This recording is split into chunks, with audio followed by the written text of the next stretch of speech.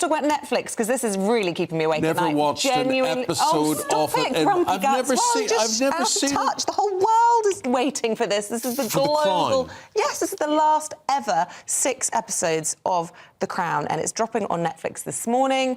It's obviously the second part, because this series the first half was released last month, and the rest being released this morning at 8 o'clock. What? First 4 episodes already out. The remainder of the season. So you think people will be sitting at 8 o'clock this morning? They'll switch us off and switch. I don't think on. I know. You know. And I can hear Ellie chiming in agreement. Yeah, I actually think people around the world will be waiting to tune into this, because sometimes being here in Great Britain, we forget how international the royal family are and how much people are obsessed with them around the world. Think about when we have major events here and they travel all over the world. And this is obviously just a huge series, Netflix. It has a £12 million production budget per episode. So it is massively, you know, pumped loads of money into it and been well marketed as well. And I think this final part, these last 6 episodes, is going to do really, really well, because it introduces us to Prince William and his relationship with Kate Middleton when they first meet in St Andrews at university. Is it the same actor that appears in the first 4?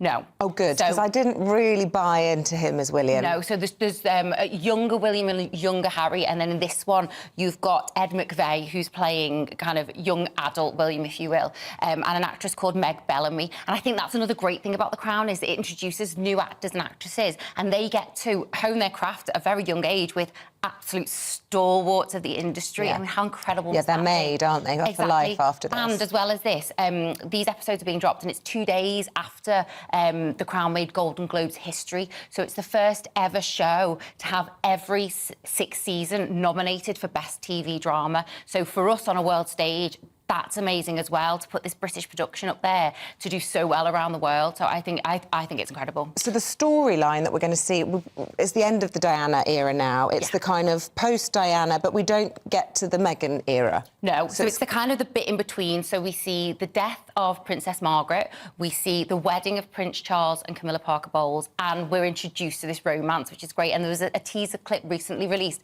of Kate Middleton's famous walk down this catwalk at St Andrews, where she wore that sheer outfit, and, you know, you could see her underwear through. So it's got that glimpse of what's to come for the royal family. There it is. Yeah, this one. And so that's the guys playing Prince William, and obviously Kate Middleton on the stage as well. And that's where he becomes besotted with her, and their romance starts at university. So I think people will really buy into that as well, because what happened was, with the part 1 of this 6th season, people criticised it because they didn't like how Diana was portrayed. They didn't like that they brought her back as a ghost. They said, you know, this isn't factually accurate. But I think if anyone's being brought back as a ghost, you can't really say that's trying to be factually accurate anyway. Do you know what I mean? But also, by the way, on the being brought back as a ghost thing, I was imagining, from the way I'd read it in the press, that she was going to come and go, ooh, and like go boo to the Queen.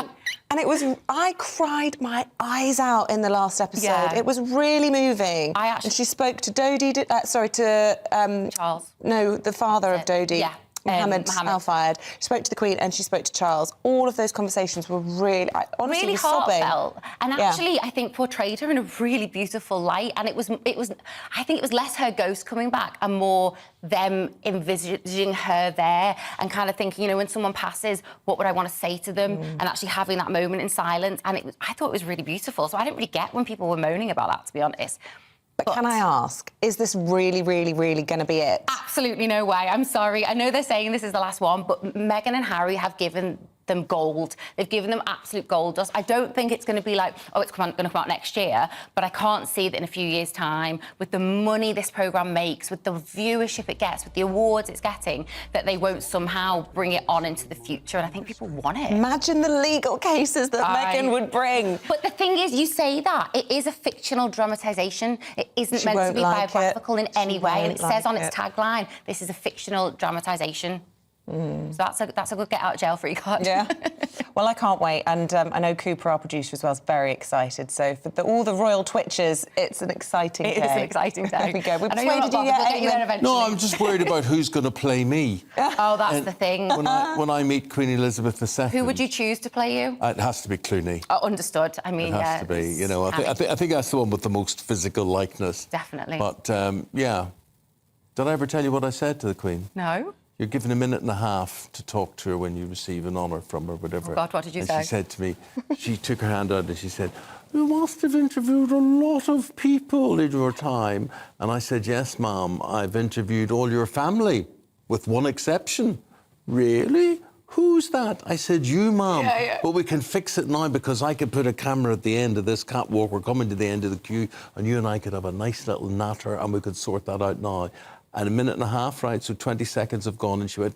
She was like, get Pushed away my hand from me. back. That was it. Get this mad Off Irishman with his head. away. There's the journalist in you, though, doesn't it? Trying to take any opportunity. That was it.